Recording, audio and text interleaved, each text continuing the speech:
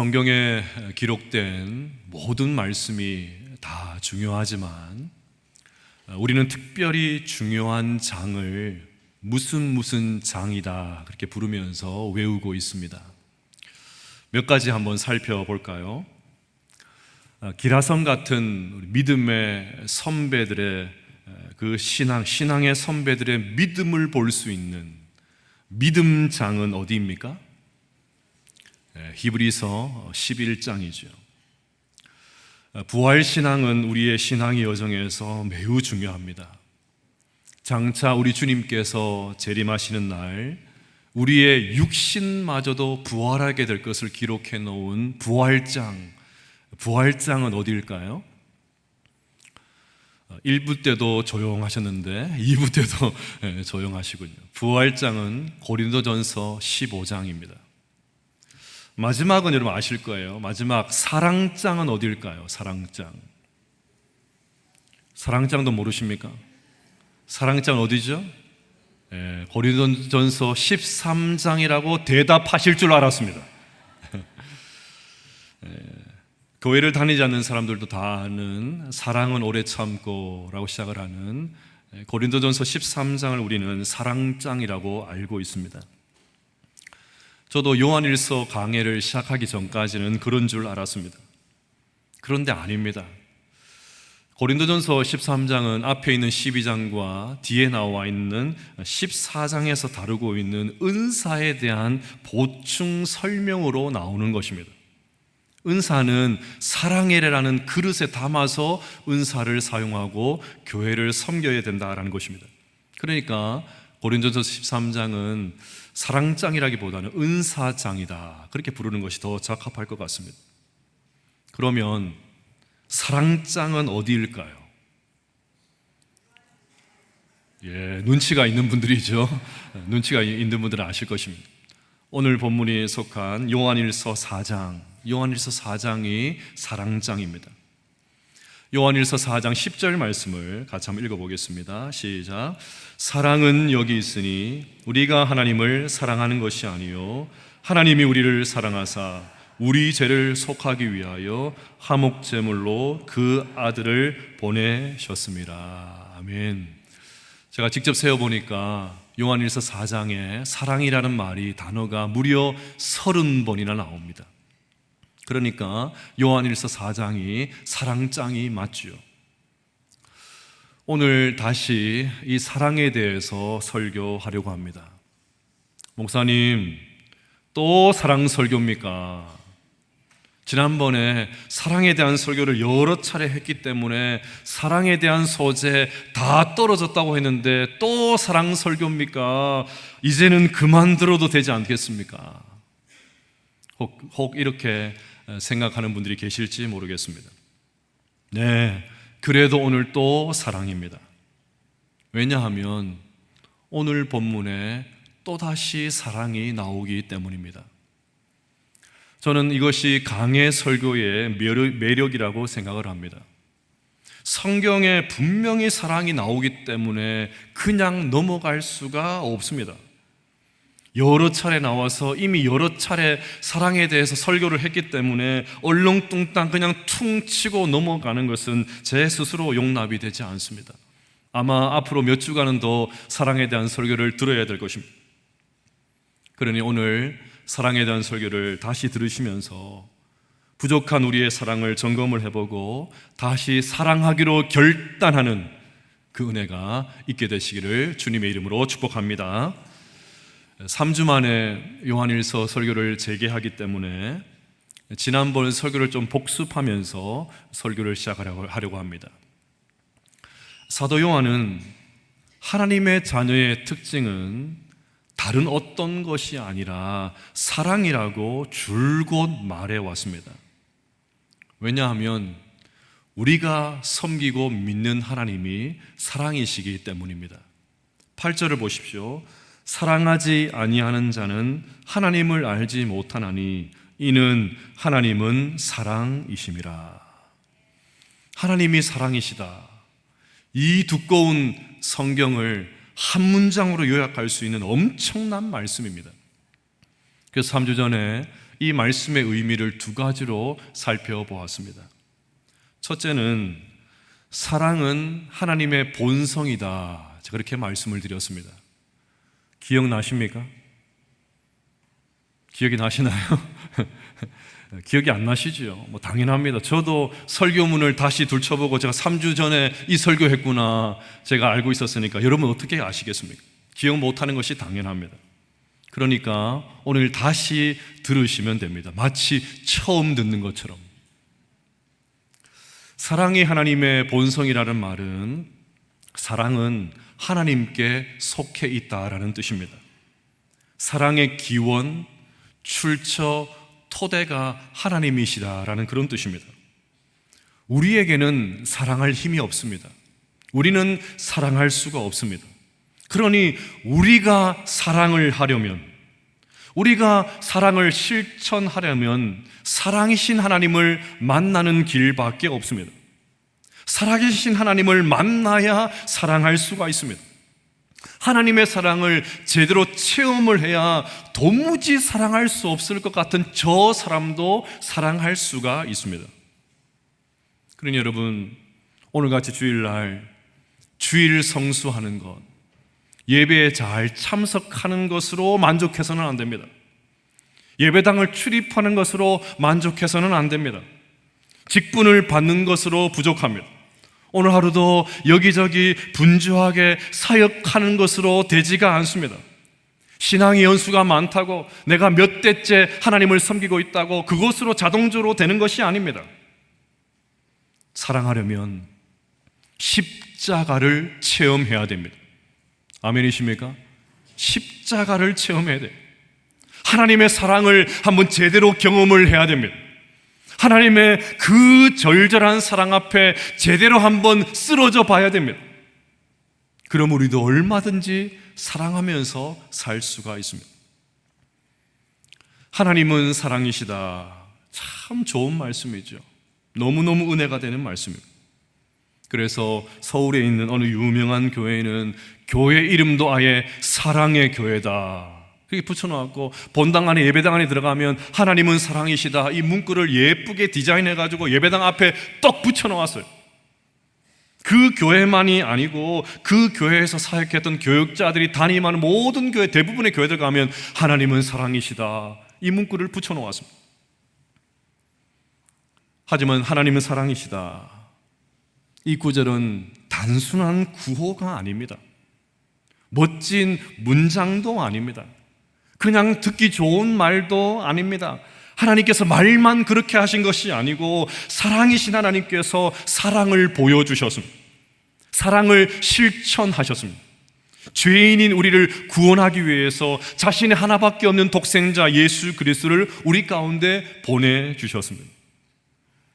9절과 10절 말씀을 같이 한번 읽어볼까요? 시작. 하나님의 사랑이 우리에게 이렇게 나타난 바 되었으니 하나님이 자기의 독생자를 세상에 보내심은 그로 말미암아 우리를 살리려 하심이라. 사랑은 여기 있으니 우리가 하나님을 사랑한 것이 아니요 하나님이 우리를 사랑하사 우리 죄를 속하기 위하여 화목제물로 그 아들을 보내셨습니다. 아멘. 아무리 생각을 해봐도 엄청난 말씀입니다. 도저히 우리 머리로 담을 수 없는 엄청난 말씀이에요. 로마서 5장 10절을 보겠습니다. 곧 우리가 원수 되었을 때에 그의 아들의 죽으심으로 말미암아 하나님과 화목하게 되었은즉 화목하게 된 자로서는 더욱 그의 살아나심으로 말미암아 구원을 받을 것이니라. 골로새서 1장 21절과 22절도 보겠습니다. 전에 악한 행실로 멀리 떠나 마음으로 원수가 되었던 너희를 이제는 그의 육체의 죽음으로 말미암아 화목하게 하사 너희를 거룩하고 흠없고 책망할 것이 없는 자로 그 앞에 세우고자 하셨으니. 이 두 구절을 보면 하나님과 우리가 원수였다고 합니다. 원수 맞지요? 하나님의 은혜는 아랑곳하지도 않고 늘 죄를 먹고 마시고 하나님의 말씀과는 상관없이 늘 청개구리 같이 살고 있으니까 원수 맞죠. 그것도 모자라서 내가 지은 그 죄로 인해서 예수님께서 십자가에서 돌아가셨으니까, 예수님을 십자가에 매단 장본 있는 다른 사람이 아니고 우리 자신들이니까 그냥 원수가 아니고 철천지 원수지요. 원수 맞지요. 여러분, 만약에 원수 같은 사람이 생기면 그 원수를 어떻게 해야 되겠습니까? 그 원수를 어떻게 처리해야 여러분의 직성이 풀리시겠습니까? 단단히 혼쭐을 내줘야 되는 것 아닙니까? 정신이 번쩍 들도록 벌을 줘야 되는 것 아닙니까? 다들 돈돈거리는 세상이니까 만약에 그 사람이 나에게 금전적인 손해를 입힌 원수라면 지옥의 맛을 맛보게 해줘야 되는 것 아니겠습니까? 지구 끝까지 찾아가서 지은 죄에 걸맞은 응징을 해줘야 되는 건 아니겠습니까? 그래야 시원하죠. 아니, 아무리 그렇게 해도 우리는 시원하지 않습니다. 그것이 우리의 본성이지 않습니까? 이것이 원수를 대하는, 철천지 원수를 대하는 우리의 본성이지 않습니까? 그런데 하나님은 원수인 우리를, 철천지 원수인 우리를 사랑해 주셨습니다. 원수인 우리를 구원하기 위해서 자신에게 이게 하나밖에 없는 아들인 독생자 예수님을 우리 가운데 보내주셨습니다. 원수인 우리를 살리기 위해서 예수님을 십자가에 달아버렸습니다. 아무리 사랑할 사람이 없어도 그렇지 원수인 우리를 어떻게 이렇게 사랑할 수 있다는 말입니까? 이게 말이나 되는 것입니까? 우리가 하도 하나님의 사랑, 십자가 사랑 많이 들어가지고, 너무너무 많이 들어가지고, 교회 가면 늘 하는 소리가 그런 거리니까 너무 많이 들어가지고 별 감흥이 없을지 몰라도 가만히 생각을 해보면 십자가는 계산이 서지가 않습니다. 계산이 나오지 않는 거예요. 그러니 하나님의 사랑은 인간의 수준을 넘어서는 사랑, 우리의 머리, 우리의 논리, 우리의 이성으로는 도무지 가늠할 수 없는 사랑, 그야말로 미친 사랑입니다.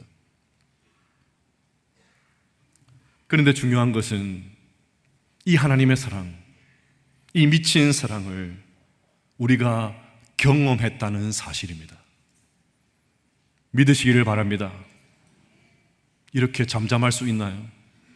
지금 감동받아서 지금 잠잠하신 거예요. 하나님의 사랑을 우리 모두가 경험했다는 것을 믿으시기를 바랍니다. 이 하나님의 사랑이 영원히 우리를 붙들고 있다는 것을 믿으시기를 바랍니다. 하나님의 사랑의 손길이 영원히 우리와 함께 한다는 것을 믿으시기를 바랍니다. 그러니 여러분, 우리는 오늘 예배를 통해서, 매주일 예배를 통해서 이 하나님의 사랑을 경험을 해야 됩니다. 지난 한 주도 얼마나 실수를 많이 하셨습니까? 아니, 실수가 아니고 대놓고 얼마나 대범하게 죄를 지으셨습니까? 성령 하나님의 인도하심 앞에 귀를 막고 끊임없이 하나님께서 말씀하시는데도 불구하고 내 욕망대로 살지 않으셨습니까? 그런데 하나님은 또다시 괜찮다고 하십니다. 내 품에 다시 안기라고 하십니다. 누구도 너를 정죄하지 않는다고 하십니다. 그 어떤 것도 하나님의 사랑에서 우리를 끊을 수 없다고 하십니다. 그러니 오늘도 이 하나님의 사랑, 변함없는 하나님의 사랑, 이 하나님을 붙잡는 우리 모두가 되시기를 주님의 이름으로 축복합니다. 하나님의 너른 품에 안기는 우리 모두가 되시기를 축복합니다. 지금도 나를 사랑하신다는 이 하나님의 음성, 이 음성 듣고 힘차게 일어설 수 있는 우리 모두가 되시기를 주님의 이름으로 축복합니다.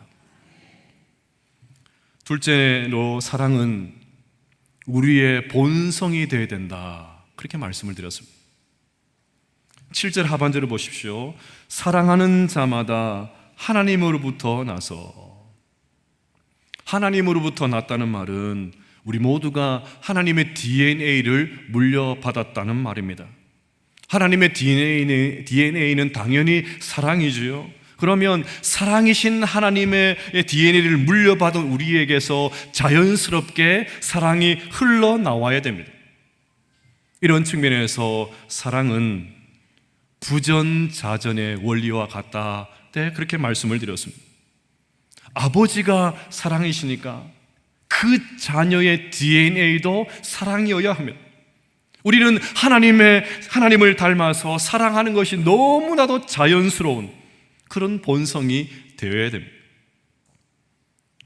오늘 본문 11절은 이것을 더 확실하게 우리에게 알려주고 있습니다. 11절 말씀 같이 읽어보겠습니다. 시작.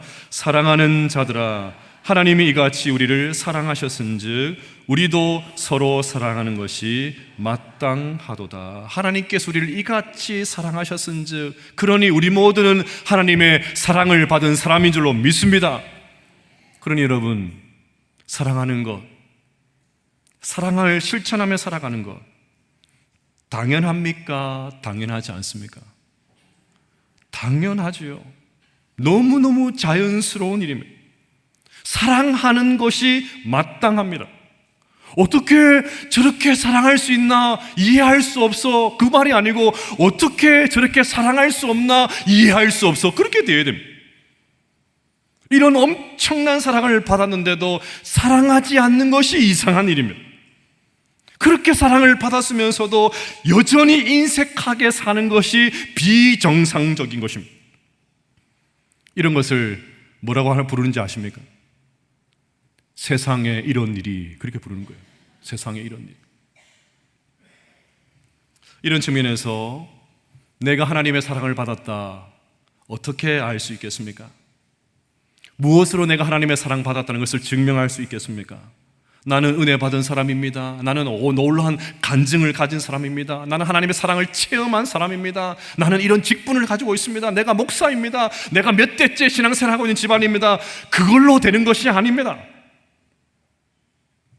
내가 하나님의 사랑을 받았다는 것은 지금 내가 사랑의 실천을 통해서 증명할 수 있습니다. 사랑하는 행동을 통해서 드러납니다. 사랑하는 모습을 통해서 알 수가 있는 것입니다. 한 형제가 마음에 드는 자매가 있어서 결혼을 하기 위해서 프로포즈를 했습니다. 그런데 자매의 반응이 영 시원치가 않습니다. 그래서 형제가 결심하기를 매일 사랑의 편지를 한 통씩 써서 러브레터를 보내야 되겠다, 그렇게 결심을 했습니다. 요즘과 같이 디지털 시대에는 이런 아날로그적인 감성이 때로는 먹힐 때가 있습니다.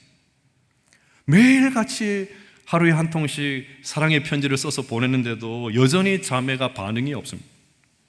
그래서 형제가 생각을 바꿔먹었어요. 하루에 한 번이 아니고 하루에 3번씩 사랑의 편지를 써서 러브레터를 보내야 되겠다. 3번의 편지를 보냈습니다.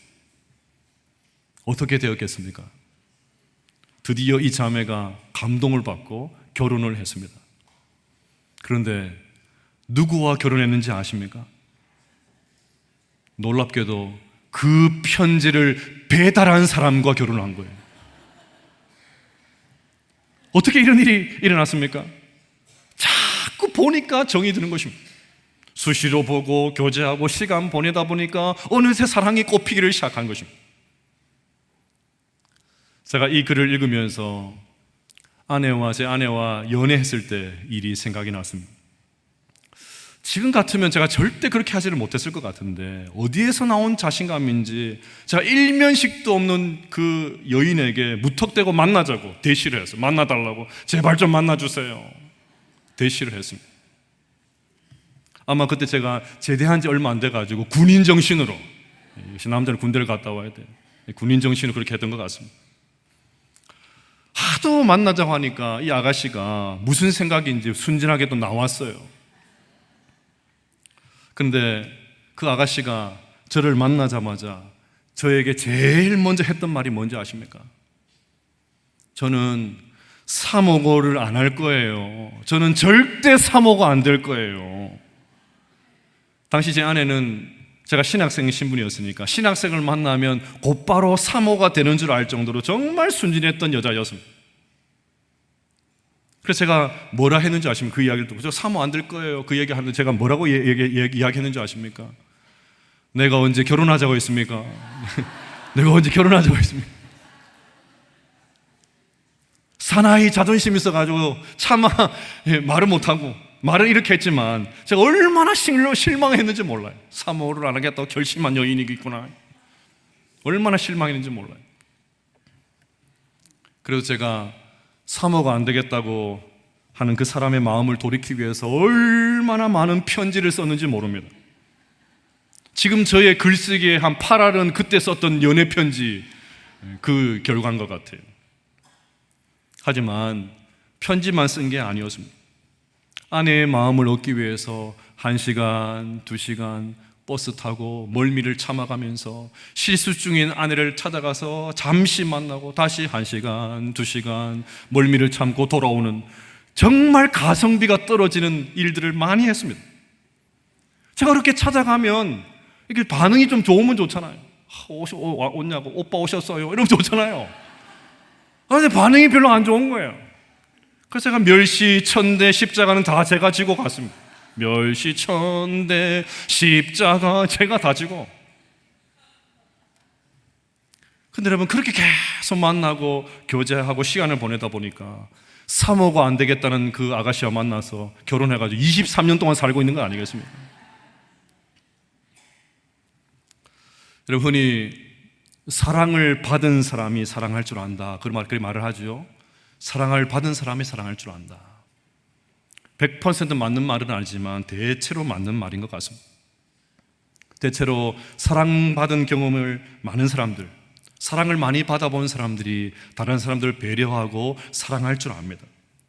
사랑받고 자란 자녀들 나중에 커서 또 사랑을 실천하면서 삽니다. 반면에 인색함을 많이 겪은 사람들이 인색하기가 쉽습니다. 늘 뭔가를 받아본 적이 없어요. 늘 인색하게 사는 거죠. 우리의 인생의 여정에서 우리 모두가 경험한 삶의 자리가 다 다를 것입니다. 하지만 하나님의 사랑은 내가 경험했던 인생의 모든 경험을 능가하고 초월하고 압도하는 경험인 줄로 믿습니다. 아무리 내가 자라면서 인색한 환경에 자랐다고 해도, 아무리 그래서 인색하고 자기밖에 모르는 이기적인 사람이라고 해도, 하나님의 사랑을 정말 제대로 한번 경험을 했다면 사랑하는 사람으로, 형제를 위하여 자기 목숨을 주는 사람으로, 자기 재물을 아끼지 않는 사람으로, 원수마저도 사랑하는 그런 사람으로 변하게 될 줄로 믿습니다. 분명한 것은 우리 모두가 이 하나님의 사랑을 경험했다는 것입니다. 그러면 하나님의 사랑을 받은 우리에게서 사랑이 나타나야 됩니다. 사람들이 우리를 보고, 교회 밖에 있는 사람들이 우리를 보고, 교회 안에 있는 사람들이 우리를 보고, 아, 저 사람은 인색함과 이기심은 십자가에 못 박은 사람이구나, 십자가에서 다 해결한 사람이구나, 사람들이 우리를 보고 그것을 확인할 수 있어야 됩니다. 하나님의 사랑이 예수님을 통해서 나타났듯이 하나님의 사랑이 성도인 우리를 통해서 나타나야 됩니다. 하나님이 사랑이시듯이 하나님의 자녀인 우리도 사랑이어야 됩니다. 이 아침에 이 은혜가 우리에게 있게 되시기를 주님의 이름으로 축복합니다. 자, 이렇게 사랑이신 하나님을 닮아서 우리가 사랑하며 살면 어떤 일이 일어날까요?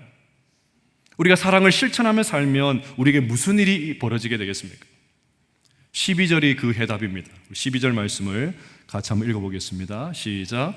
어느 때나 하나님을 본 사람이 없으되 만일 우리가 서로 사랑하면 하나님이 우리 안에 거하시고 그의 사랑이 우리 안에 온전히 이루어지느니라. 아멘.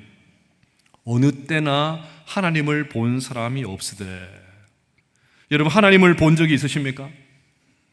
하나님 본 적 있으십니까? 아무도 없지요. 아담과 하와 이후로 하나님을 본 사람은 아무도 없습니다. 그 어떤 믿음의 사람도, 기라성 같은 믿음의 사람들도 하나님을 보지를 못했습니다. 그런데 지금 사도 요한이 누구나 다 아는 사실을 가르쳐주기 위해서 이 말씀을 기록해 놓은 것이 아닙니다. 하나님을 본 사람이 아무도 없지만 아담 이후의 모든 인류들이 하나님을 한 사람도 본 적이 없지만 우리가 서로 사랑하고 사랑을 실천하고 인색하지 않고 원수도 사랑하고 어려움을 당한 사람의 지갑을 열어주고 원수 같은 사람에게 먼저 찾아가서 내가 먼저 손을 내밀고 먼저 웃어주고 먼저 마음을 열고 그렇게 사랑을 실천하면 아무도 하나님을 본 사람이 없지만 사랑을 실천하는 우리를 통해서 하나님을 보게 된다는 뜻입니다. 그런 뜻이에요. 이 땅에서 하나님을 본 사람 아무도 없지만 우리가 사랑을 실천하기만 하면 우리를 통해서 하나님을 보게 된다. 그 말을 기록을 해놓은 것입니다. 요즘은 미디어 시대이지요. 전부 다 보는 시대입니다. 전부 다 휴대전화를 손에서 놓지를 않습니다. 분명히 휴대전화인데 전화보다는 보는 용도로 쓰는 것 같아요. 전부 다 봐요. 거북목이 되는지도 모르고 화면으로 빨려 들어갑니다. 보는 시대이다 보니까 하나님을 보여달라고 합니다. 하나님을 보여주면 믿겠다고 합니다. 하나님이 보이지 않으니까 하나님을 믿을 수 없다고 합니다. 저는 그런 말을 들을 때마다 하나님께서 짠 등장하셔가지고 내다! 그러면 좋으실 것 같아요.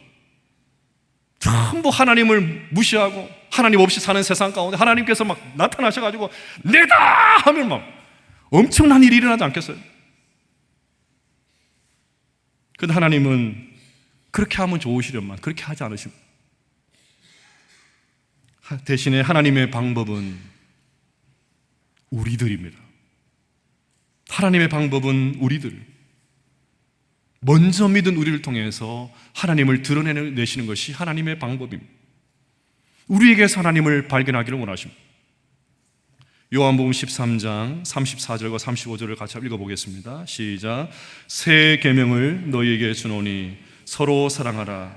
내가 너희를 사랑한 것 같이 너희도 서로 사랑하라. 너희가 서로 사랑하면 이로써 모든 사람이 너희가 내 제자인 줄 알리라. 아멘. 여러분, 성도는 하나님을 보여주는 사람들입니다. 교회는 하나님을 보여주는 전시관입니다. 오늘 저희의 설교를 다 잊어버려도 이 두 문장은 좀 외우시면 좋겠어요. 따라해 볼까요? 성도는 하나님을 보여주는 사람들이다. 교회는 하나님을 보여주는 전시관이다. 이 두 문장은 꼭 마음에 담고 돌아가셨으면 좋겠습니다.